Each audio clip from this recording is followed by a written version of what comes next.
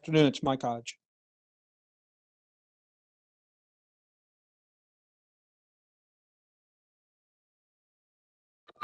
Hey, Mike.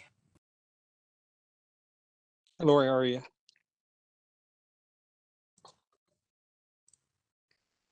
Very good.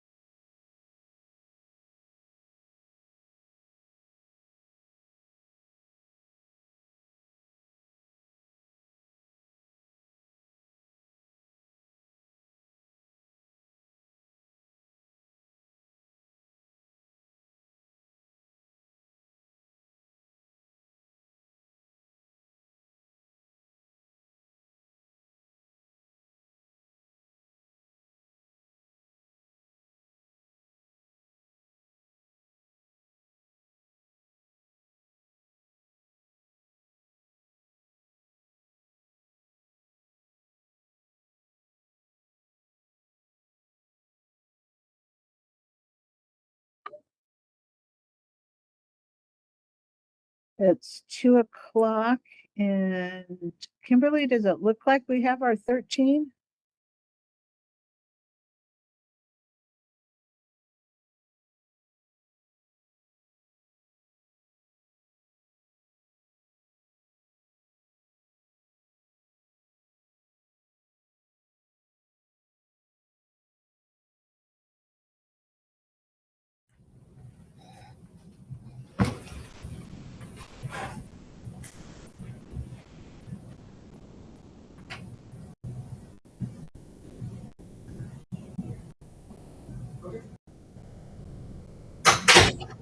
Lori, this is Chad.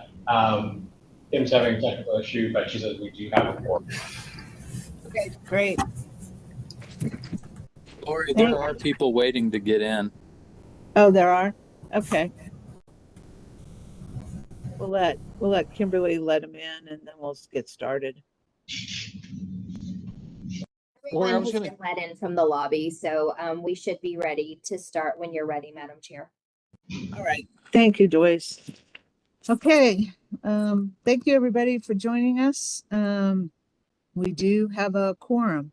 So we'll start right off with our action items, which is approval of last month's meeting summary.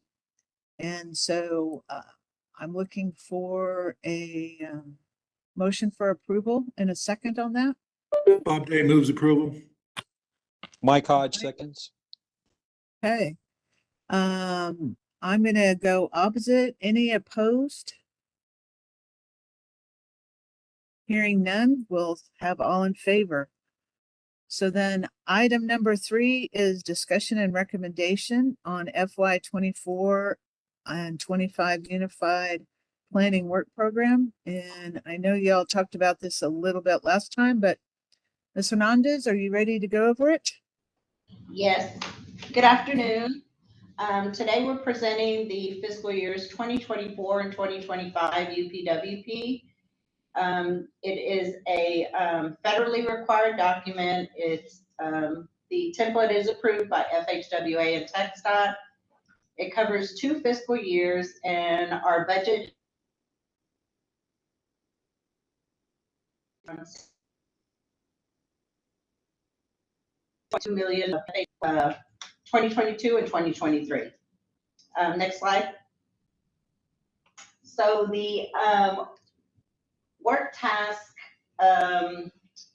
identified in the UPWP are 5 main tasks, as you can see there, and federal law requires that other agency planning studies are included in the UPWP that are in the CAMPO region. Those studies are included in task 4. Next slide. From the draft to the final, we have made some revisions. And they are on page 18, 26, 23, 27, and 28. For the Metropolitan Transportation Plan from $300,000 to $500,000. We included the Northeast Burnett County Corridor Study with $150,000 of PL funds, and then the other pages are revised budget tables. We did receive comments from some of the TAC members. Those comments will be addressed in the final UPWP that will go to the Transportation Policy Board. Next slide, please. On June 12th. With that, we will be asking for approval from the board on June 12th, and that is due to TxDOT by July 31st. Next slide, please. And to the Transportation Policy Board, approval of the fiscal year 2024 and 2025 UPWP. And I will take any questions. So Teresa, this might be just me not quite following on. You said there were some questions from TAC members, and are those questions or clarifications in this document that we're voting on for approval? No, the questions that we received were from Travis County. They were just general comments or explanations to some of the tasks that were included in the UPWP. Some were just elaborations on maybe a little more description on some of the tasks that were included in task 4.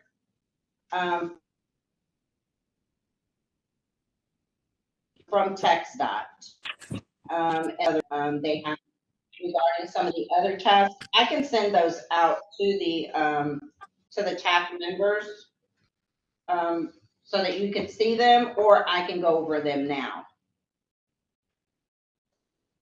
What is the pleasure of the TAC? Are you all interested in hearing those?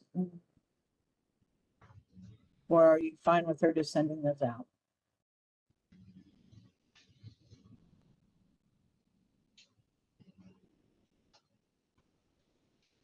Charlie? Well, I just want to chime in. While we did have some questions, we do have some additional questions that I want to ask about the UPWP, and it does relate to what we're going to be talking to in the next item, which is not an action item, but it's a discussion about the corridor prioritization project. So how they're being shown in the UPWP. Okay. So I do want to talk about that, and I'll let others speak up if they want to see the other comments.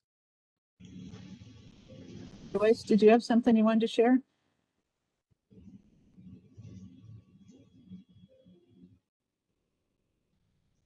Doesn't sound like anyone else has anything, Charlie, so go ahead. Okay. So as I said, this under, I think it's item 5.25, and Teresa, can you bring up the item or the UPWP? Or is that not available? If it's not available, I mean, I can explain. It'd be easier if you could see what I'm. We do not have it available. Okay, so task 5.25 is the project readiness for regional corridor improvement program. That's where we were taking this. The subcommittee is going to report in the next item about the project recommendations. I'd like to see underneath that listing, because there is no description of what these projects are that are going to be recommended in this next action item. So if we could, it's going to say something like $4.6 million of state funds, but it doesn't identify what these projects are. I think it's a lot easier to look at it under 5.25.5 and see what those projects are. And when we get to the next item, I'll discuss a little bit why I think there's just a little bit more that needs to be shown on the project tables or the plan tables, study tables, showing basically what the costs are and what type of funding is associated with those project or plans, studies, sorry. So We do have, so Teresa, do you understand what I'm talking about? Or I do. We do have an AFA in place that outlines the projects and the cost for that. Is that something that you would like to see? Or do I you don't care want? about, well, I don't need the AFA. I just think it's easier for the public and, you know, jurisdiction staff to take a look at easily under that item and say, okay, there's where $4.6 million of the concession funds went to those projects. There's nothing to list. There's nothing listed under that. It says what studies are being proposed or funded. We can list them. I don't know, Bob. Bob, you understand what I'm saying, right? I don't know. You may not be able to see the way it's described right now, but there's no project listing under the 5.2.5. Okay, let's. Or let me get text is Heather on right now? I can't see the list. Yeah, Heather is. I'm here. Heather, do you agree that those should probably be listed underneath the? Yeah, I think we can, we've come to, maybe once the board approves or reviews it. Right. This is just our last shot at it. It's just, I wanted to make that comment. Yeah, I agree. This, Bob, I think that's a good comment, Charlie. Ed, did you have something to add? Yes, can you hear me? Yes. Okay. Yeah, Oops, now we lost you, Ed.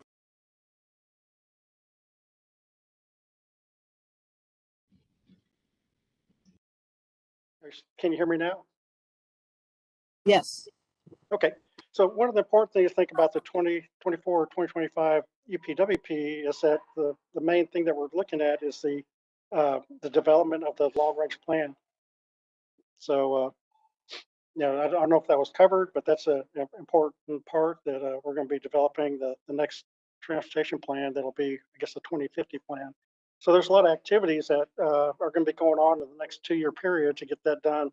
I think it's sometime by, is it March or April of 2025? So, you know, there's a lot of things that have been going on that are related back to the plan. And we did get some information about, you know, updating kind of the bicycle inventory and things like that. Maybe many of you have done that. So this kind of the beginning point of the busiest part of, I think, in the planning and where we have the most guidance that we can provide over the next couple of years and the development of that new plan.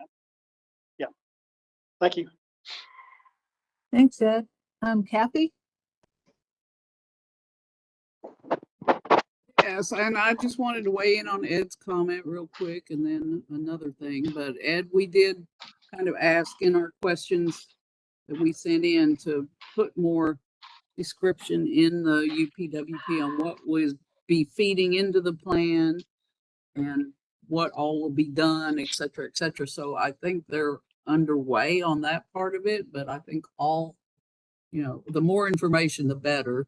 And in that regard, I think it would also be helpful, not in the UPWP, but just in general for the TAC to be able to get a timeline of when various things will be occurring, particularly things like developing the networks for the model, because we assume you will be wanting TAC jurisdictions input on what those projects would be. And we would like to have a hint on when that will happen so we can be prepared to participate as best we can.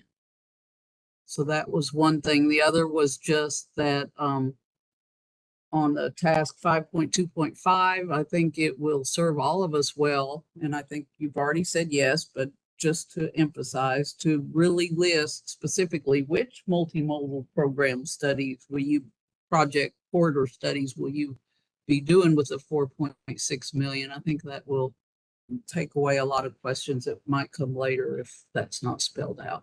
So thank you. Kathy, to answer your question, I can list the projects under the project readiness so that you could see what all is under those corridor studies. Yes, that would be great, Teresa. I think that would be perfect. Okay. Thank you. So I guess Sure. That goes to the board. and then Teresa, what about your thoughts on the comment about this feeding into the transportation 2050 plan and those tasks highlighted? How would you respond to that? I think, this is Chad, I think Will and Will and I'll handle that, since he's long range planning manager. That's definitely something that we're going to start providing more information on as we get into that process. We're really, at this point, like you said, about 2 years out from when it's going to be, going to be approved by the board, the final one. So we're just now starting that process of kind of like setting up the schedule and, figuring out what we might. And, once we really get that project going, we will obviously provide a schedule of, expected milestones and things like that. I don't know if there's anything else. I think that pretty much covers it, Chad. Just rest assured, Kathy, that we'll be involving TAC at all milestones in the 2050 plan process, including network development. I think one of the first steps that we will take in the process is probably reaching out to local agencies, much like we're doing with the bike and ped inventory, which I'll talk about in a little bit later. And trying to confirm projects that might have been listed in the 2045 RTP, and then get a sense of what the jurisdictions might apply for or put in an application for the 2050 plan. The exact timeline that we're going to follow for all this has not been finalized yet, but we're working on it. And we'll keep That's great. Thank you, Will. Okay, any other questions on this item? Discussion? All right, do I have a motion for a recommendation?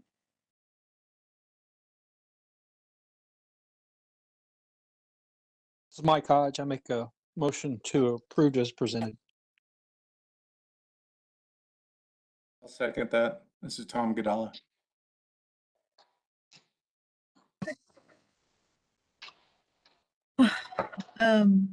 All in favor? Aye. Aye. Aye. Aye. Aye. Aye. Any opposed?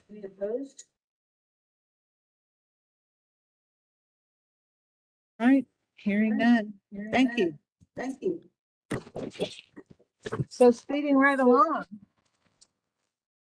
Item number 4, update on corridor readiness prioritization subcommittee efforts. Okay, we've had 3 meetings of our corridor readiness prioritization subcommittee, and we are finally at a point to come back to the TAC with information on those corridors and their potential study type as well as funding. So we got kind of a team approach here to cover that. So I think I'll hand off to Eric first. Yep. Okay. Yep. Yeah. Thanks, Chad. Yes, a really positive updates to share, I think, for the team. The subcommittee has been hard at work the last several months, providing input during these calls about what they see as priorities for the region and how we can prioritize all 9 of these corridors. So First off, absolute thanks to the subcommittee members for taking their critical feedback that will help advance these corridors. So the feedback that the subcommittee provided, TxDOT took that feedback and then internally looked at how they could weave these studies and projects in with their overall portfolio of projects within the district. So Heather from TxDOT is going to be kind of providing a summary of the draft plan that they've got developed. Before I turn it over to Heather, Bob, not to put you on the spot, but anything you'd like to add before Heather gets started? No, I'd just like to thank the subcommittee members and especially Heather and TxDOT for them listening to the committee's concerns and going the extra yard to go seek out extra funding for this region. So thank you, Heather. Thank you, TxDOT.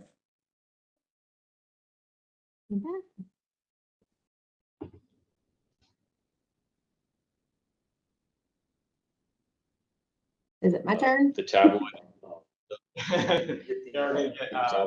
Brian, if you could switch over to that other map.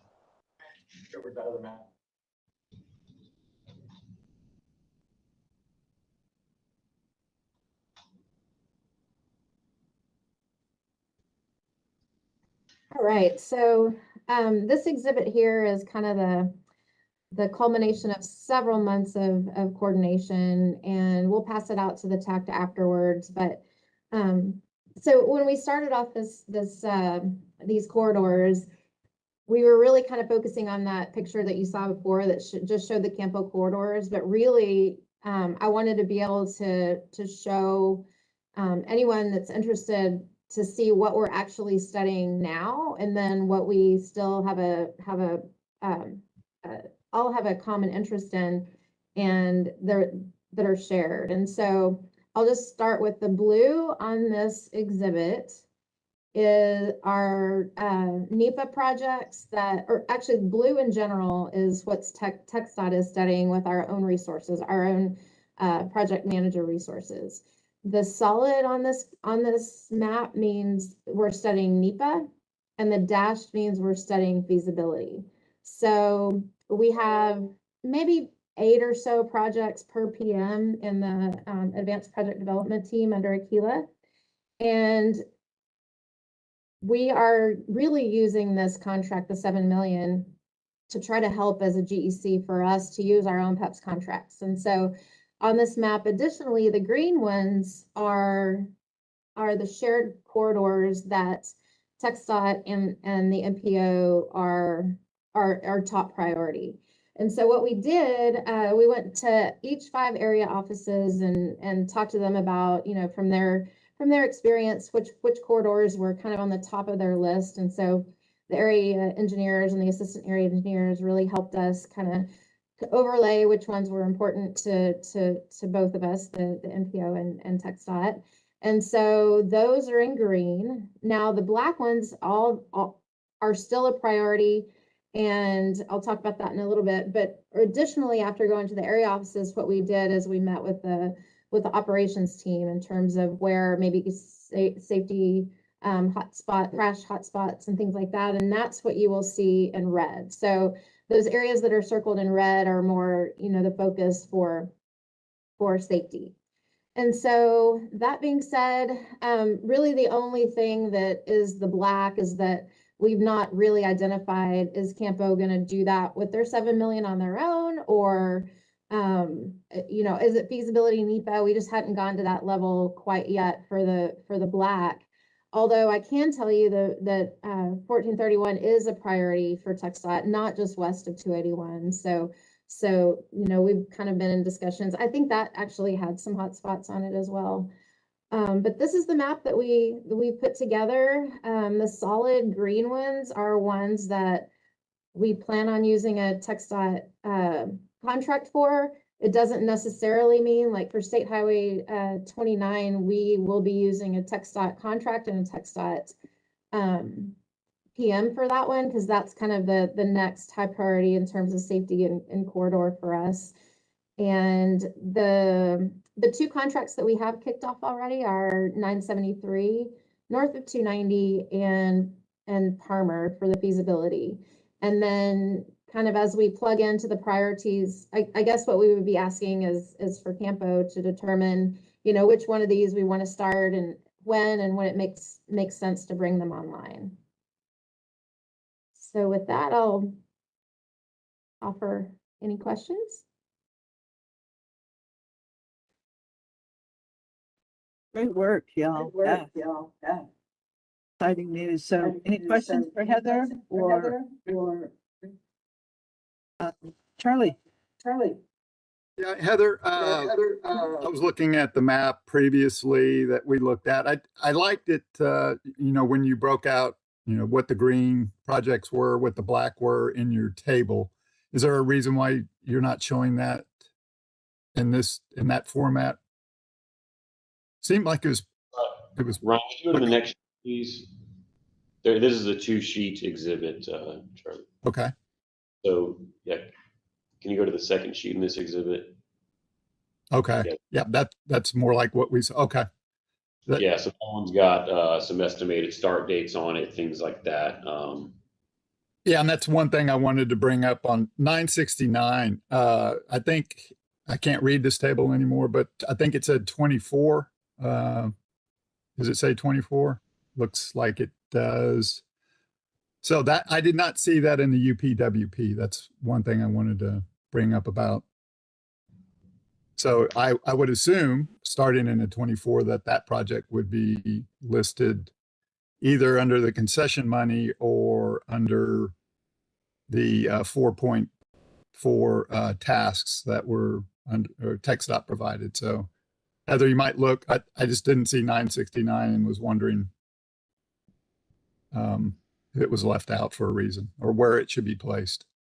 And I may have misunderstood during the subcommittee, but I thought all green were going to be concession dollars. Did I get that wrong? So the green and the black are the ones that are in CAMPO in the UTP to be used that 7 million on. I think the ones that are black right there are being added to the 24 UTP that'll be adopted in August. We didn't quite get those line items in there in the 23 UTP. Yeah, so I did notice that when you in this discussion, you said that CAMPO might decide whether 1430, the ones in black, could get funded with concession dollars. And I thought that would not be the case. I thought they'd be looking for additional funding elsewhere, other funding sources. Was I wrong on that one? Sorry, I keep talking, but I forgot I was muted. So that 7 million, really, we don't know how far it's going to take us in terms of, shepherding the TxDOT PEPS contracts through. It might spread far. We're getting survey on our own. We're gonna get our own consultants, and so it might just be that. I mean, really, they're colored that way because we have resources to put on them, not construction or anything like that. And so we don't really know how far that 7 million will stretch, and we might be able to take those on next. And really the exercise we've done here, we've kind of put target dates on when these need to start, but we need to do some more work on all of that. Yeah, so possibly some of the green would not get funded with the concession dollars. Those are shared needs, and I think we'll, in terms of just resources in general, let's say, well, let's decide as a group. I don't know that it makes sense to do like 7 feasibility studies at one time. Maybe if a feasibility study takes 8 to 12 months, maybe we stagger them a little bit. And then maybe as we get through one or so, we know about how much effort that takes from the CAMPO GEC to manage the contract through from inception to end. And then we kind of have a sense on, how much effort that those NEPAs take as well. But we're really just trying to right now put out the priorities and use as many resources as we can. And that being said, as the blue ones come off of TxDOT staff, then we can pick up others as well in the coming years, 24, 25, 26. Okay, thank you. Thank you.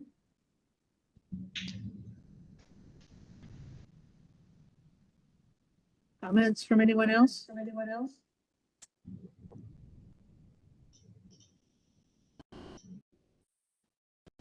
Could I just ask one quick one? This is Kathy. Charlie mentioned FM 969 with the 2024 start year and it not being in the UPWP. Should that be added to the list in the UPWP?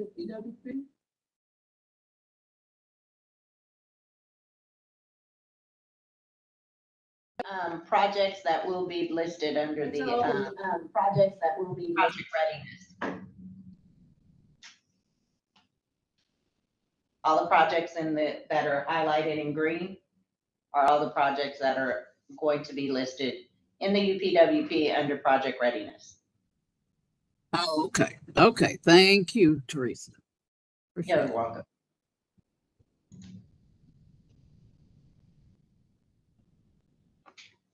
All right. No other discussion on that one or questions. We'll go to number 5. Chad. Yeah, we have a couple updates around the room here. Nira, start. Hello. So normally Gary would be doing this item, but he couldn't make the TAC meeting today. So this is just an update on the activities of the TDM subcommittee. We met a week ago. Basically, the subcommittee was provided with an update on what's happening with. We're just at a standstill while the schools are finishing up the spring semester, and we're going to wait until the summer to really ramp up with Del Valley ISD and the Basis Charter School. And then the other discussion we had was discussing on what metrics we want to focus on to evaluate the effectiveness of the program. So the subcommittee was provided with a base or a pool of 34 metrics to choose from. And at our next meeting, we're going to have basically an in-person discussion to discuss which top 5 or 10 metrics should the region focus on to evaluate the performance of the subcommittee. I'm sorry, of the TDM program. And that's my update. Be happy to answer any questions.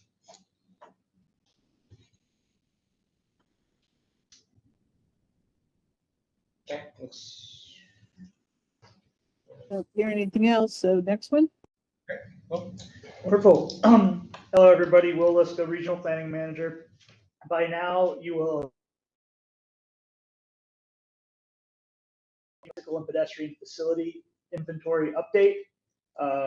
We want to meet to discuss what work related to bike and ped network planning has been completed by member agencies since adoption of CAMPO's 2045 Regional Active Transportation Plan. And we also want to discuss what work is ongoing or yet to occur.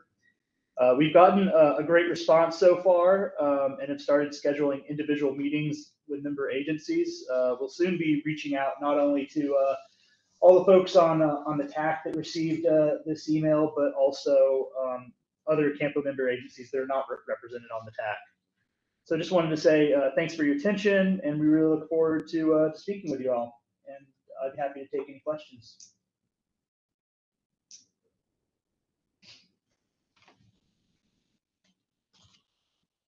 Not seeing any questions, so go ahead. all right, that's the last update here. What is the status of our safety action plan, the regional safety action plan? So, Lori, this is Will again. I am working with FHWA right now on a grant agreement. I'm about to submit a draft to them, and then we'll start the process of trying to finalize it. Once that occurs, we'll have to pull together a RFP and advertise for a consultant. Thanks, Will. Absolutely. Anybody else have any questions?